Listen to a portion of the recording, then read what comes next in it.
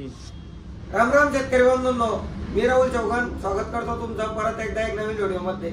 आपण माहिती आली पिकाची बघत असताना आपण हा नवीन व्हिडिओ आता सध्याच्या कंडिशनला घेऊन येत आहोत। आता सध्या आपल्या आले पिकाचे भरपूर साऱ्या प्लॉट मध्ये पाले बसणं किंवा पाले खराब होणं सुरुवात झालेली आहे, परंतु आपण जर का विचार केला तर हा अंतिम टप्पा सर्वात महत्त्वाचा ठरत असतो। तो कोणत्या गोष्टीसाठी तर आपण दिलेले खत त्याचे अपटेक होणं किंवा आपल्या कंदाला साईज येणं हे अतिशय महत्त्वाचे दिवस आता सध्याचे आहे। कारण की सध्या थंडी सुद्धा चालू झालेली आहे आणि थंडीमध्ये अपटेक हा पूर्णपणे म्हणजे कमी होत असतो आणि कोणत्याही पिकाची वाढ ही एकदम स्लोली थंडीत होत असते। यामुळे आपण कोणकोणत्या काळज्या या आले पिकात घ्यायला पाहिजे ते आपण या व्हिडिओमध्ये बघणार आहोत। तसेच कोणकोणते अन्नद्रव्य आपल्याला देणे गरजेचे आहे ते आपल्याला या व्हिडिओमध्ये मी सांगणार आहे। त्यामध्ये जर का आपण सुरुवातीला विचार केला तर आपण सल्फर म्हणजे गंधकाचा वापर हा आले पिकात करत असतो। त्याचा वापर म्हणजे आपण एक बुरशीनाशक म्हणून आणि दुसरा विशेष म्हणजे थंडीमध्ये आपल्या पिकात अपटेक वाढवण्यासाठी सुद्धा सल्फरचा वापर आपण हा करत असतो। त्यानंतर सल्फर दिल्यानंतर आपल्याला मॅग्नेशियम हे काय करतं आपल्या पिकात तर रोगप्रतिकारक क्षमतेवरती काम करतं आणि झाडात जो हिरवेगारपणा आहे किंवा जो फोटोसिंथेसिस ऍक्टिव्हिटी आहे प्रकाश संश्लेषण क्रिया त्यात सुद्धा झाडाला मदत करण्याचे काम मॅग्नेशियम सल्फेट हे करत असतं। त्यामुळे सल्फरचा वापर करत असताना जर का सल्फर प्लेन मध्ये वापरायचं तर 1 किलो किंवा सल्फर आणि मॅग्नेशियम हे दोन्ही एकत्र भरपूर कंपन्यांचे दोन्ही एकत्र येतात। सल्फर आणि मॅग्नेशियम एकरी 5 किलो याप्रमाणे आपल्याला वापर करायचा आहे किंवा प्लेन मॅग्नेशियम म्हटलं तर 5 किलो। त्यानंतर दुसरं आपण जर का विचार केला कोणत्या वॉटर सोल्युबलचा वापर आपण सध्या स्थितीत करायला पाहिजे। जर का आपल्या प्लॉटमध्ये आपल्याला फुटव्याची संख्या कमी वाटत असेल तर महिंद्रा कंपनी 55517 एकरी 5 किलो प्रति एकर प्रमाणे आपण या खताचा वापर करावा। याचे सुद्धा अतिशय सुंदर रिझल्ट आपल्याला आपल्या आले पिकात बघायला भेटत असतात। मी तुम्हाला अगोदरच म्हटले होते कोणतेही खत वापरत असताना आपल्याला सर्वप्रथम आपल्या आले पिकात एक गोष्ट बघणे महत्त्वाचे ते म्हणजे नेमॅटोड। सध्या स्थितीत प्रत्येक आले प्लॉटमध्ये 70% आपल्याला आले प्लॉटमध्ये नेमॅटोड बघायला भेटतोय। त्यामुळे तुम्ही किती जरी भारी खत दिलं समथिंग 42-47 जरी दिलं तरी त्याचा आपल्याला पुरेपूर वापर होणार नाही। यासाठी आपण कोणत्याही नेमॅटिसाइडचा वापर आलटून पालटून करणे आवश्यक आहे। आपण महिंद्रा कंपनीचे नेमोएक्स किंवा कृषीटेकचे नेमॅटोसन या 2 नेमॅटिसाइडचा वापर आपण नेमॅटोड कंट्रोलसाठी करू शकतो। नेमॅटिसाइड दिल्यानंतर आपल्याला ह्युमिक किंवा मायक्रोरायझा हे 3ऱ्या दिवशी देणे आवश्यक आहे। पांढऱ्या मुळीची वाढ असेल तर आपल्या आले पीक अतिशय सुंदररित्या अन्नद्रव्य अपटेक करणार आहे। नंतरचा विषय म्हणजे NPK bacteria, nitrogen, phosphorus, potash हे तिन्ही बॅक्टेरिया जर का आपल्या जमिनीत व्यवस्थितरित्या असतील तर आपण दिलेले अन्नद्रव्य आपल्या पिकाला परिपूर्ण अवस्थेत भेटणार आहे। यामुळे आपल्याला NPK कॉन्सर्शिया प्रति एकर इनेराचा फायरो BCL प्रति एकर 1 लिटर याप्रमाणे द्यायचा आहे किंवा महिंद्राचा फोसाईल मोको झिंकॅलो हे एकरी 1 लिटर। यामध्ये आपण ट्रीटमेंट करत असताना 4 किलो गुळ 5 लिटर ताक तसेच 100 लिटर पाणी याप्रमाणे 24 तास त्याला भिजवत टाकू शकतो। त्यामध्ये देशी दारू अर्धा म्हणजे पावशेर 250 ml याचा वापर सुद्धा आपण बॅक्टेरिया मल्टिप्लायसाठी वापरू शकतो। त्यानंतर बॅक्टेरिया दिल्यानंतर जे प्लॉट आपल्याला बेण्याला ठेवायचे नाही अशा प्लॉटला आपण जम्बो बॉस यासारखे संजीवकी किंवा डायरेक्ट प्रोजीबीजी 5 ग्राम किंवा जिब्रेलिक ॲसिड 0.001 मधले 2 लिटर प्रति एकर याचा वापर सुद्धा आपण आपल्या आले पिकात करत असतो। याने काय होते आपल्या आले पिकात भूक वाढ होते आणि जेव्हा आपण सोडतो त्याची कांड्याची जी लांबी आहे ती अतिशय उत्कृष्टरित्या आपल्याला जिब्रेलिक ॲसिडमुळे कांड्याची लांबीत वाढ ही बघायला भेटत असते।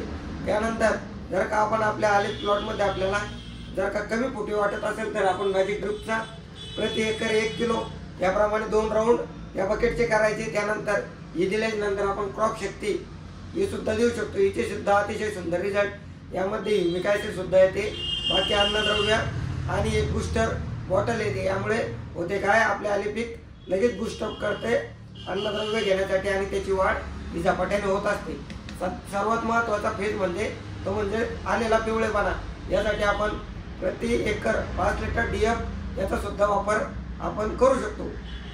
DF मध्ये सर्व अन्नद्रव्य आपल्याला संतुलितरित्या भेटत असल्यामुळे आपल्या आले पिकाला परिपूर्ण वाढ व तसेच जो शेंड्याचा जो ढवळेपणा निघत होता ती सल्फरची कमतरता असून सल्फरचा वापर करणे आवश्यक ठरत असते। त्यानंतर आपण जर का हिरवेगारपणासाठी या अगोदर सुद्धा एकदा कनेक्टचा डोस दिला होता, त्याची सुद्धा अतिशय सुंदर रिझल्ट आपल्याला आले प्लॉटमध्ये बघायला भेटत आहे। त्याच्यामुळेच आता आपण वापरत असलेल्या कोणत्याही वॉटर सोल्युबल सोबत जसे की 555-17 सोबत 2 लिटर प्रति एकर कनेक्ट सोडू शकतो किंवा 42-47 सोबत सुद्धा 2 लिटर कनेक्ट सोडू शकतो। तसेच जास्त पिवळेपणा असेल तर आपण पोटॅशियम सोनाइट यासोबत 3 ते 4 किलो युरिया प्रति एकर या हिशोबाने आपल्याला द्यायचं आहे। कारण की नायट्रोजन का जर का आपण दिला तरच आपला पोटॅश हा अपटेक होणार आहे।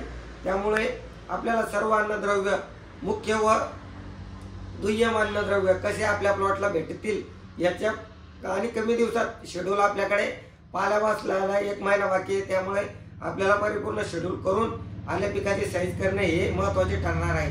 तसेच कमी दिवसात साईज बनवण्यासाठी आपण ट्रॉपिकल कंपनीचे के पोटॅश याचा प्रति एकर 400 ग्राम याप्रमाणे पोटॅशचा वापर करू शकतो। यासोबत आपण 1 लिटर म्हणजे KMB हे देऊ शकतो। तसेच इनेरा कंपनीचे सुद्धा हायड्रोरोडॅश हे एकरी 200 ग्राम किंवा 400 ग्राम प्रति एकर याप्रमाणे आपल्याला याचा वापर करायचा आहे। याची सुद्धा अतिशय सुंदर रिझल्ट आपल्याला आले फुगवणसाठी बघायला भेटणार आहे। सध्या स्थितीत आपल्याला आले प्लॉटमध्ये आलीची फुगवण करणे हे अतिशय महत्त्वाचे आहे। वरती पाल्याकडे न बघता सर्व फवारण्या स्टॉप करायचे आहे। वरतून जर का आपल्याला एखादी फवारणी घ्यायची असेल तर आपण बिग मोर यासारखं पोटॅश लिक्विड फॉर्ममध्ये याचा वापर करू शकतो। तसेच या सुमिटोमो कंपनीचे डान्झा पॉवर एक पुडी प्रतिपंप याने सुद्धा क्वालिटी मेंटेन होते। यामध्ये व्हिटॅमिन्स असल्यामुळे आलेमध्ये जो पिवळेपणा आहे तो थोडेफार प्रमाणात कमी होतो। परंतु आलेचे पाला न बघता आपण खाली बुळी आणि कंद हा बघणं महत्त्वाचं आहे। तसेच आपली कंदाची सध्या स्थितीला वजन हे 1 किलो याच्यावरती यायला पाहिजे। 1 किलो 1.5 किलो किंवा 2 किलो पर्यंत सुद्धा काही शेतकऱ्यांचे वजन हे गेलेले।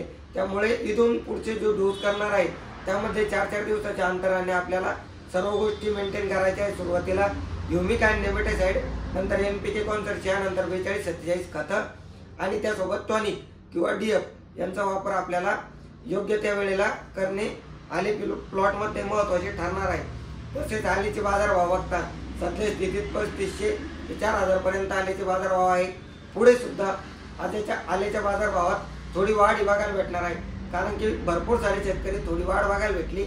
आलेचा बाजारभाव आपल्याच हातात असतो। आपण आले प्लॉट ज्यांना पाणी पुरणार आहे त्यांनी आले प्लॉट टप्प्याटप्प्याने काढावे। तसेच ज्यांचे आले प्लॉट लागलेले नाही त्यांनी भेण्यासाठी नियोजन करावे। भेण्यासाठी नियोजन करत असताना त्यांनी आता सध्याच्या कंडिशनला 2 किलो ट्रायकोडर्मा आणि 2 किलो सुडोमोनास याचा वापर करणे आवश्यक ठरणार आहे। कारण की पाला बसल्यानंतर आपल्याला जमिनीत कळत नाही, बुरशी ही 100% जमिनीत असते। त्यामुळे जर का आपण जैविकरित्या वापरत असाल तर ट्रायकोडर्मा म्हणजेच महिंद्रा कंपनीचे सिम्बा प्रति एकर 2 किलो, तसेच क्युरिन 2 किलो याप्रमाणे जे आले प्लॉट बेण्याला ठेवायचे त्यांना हे देऊ शकतो। तसेच NPK बॅक्टेरिया आणि NPK जीवाणू। तसेच आतापर्यंत आपण वॉटर सोल्युबल न दिल्यामुळे आलेमध्ये वजन हे जास्त आलेले नाही। वजनसाठी आपल्याला 42-47 तसेच भीष्मा बकेट देऊ शकता, सम्राटची बकेट देऊ शकता आणि क्रॉप शक्ती हे तिन्ही बकेटीपैकी आपण 1 बकेट आपल्या आले प्लॉटला देणे गरजेचे। तसेच देत असताना आपल्याला कॅल्शियम नायट्रेट हे आपल्या कंदात कडकपणा न येऊ यासाठी आपल्याला लवचिकपणासाठी कॅल्शियम नायट्रेट हे देणे गरजेचे। त्यासोबत बोरॉन एकरी 500 ग्राम। व्हिडिओ आवडल्यास इतर शेतकरी बांधवांपर्यंत शेअर करा। माहिती महत्त्वाची वाटल्यास व्हिडिओला लाईक करा आणि चॅनलला सबस्क्राईब करा। धन्यवाद, आभारी।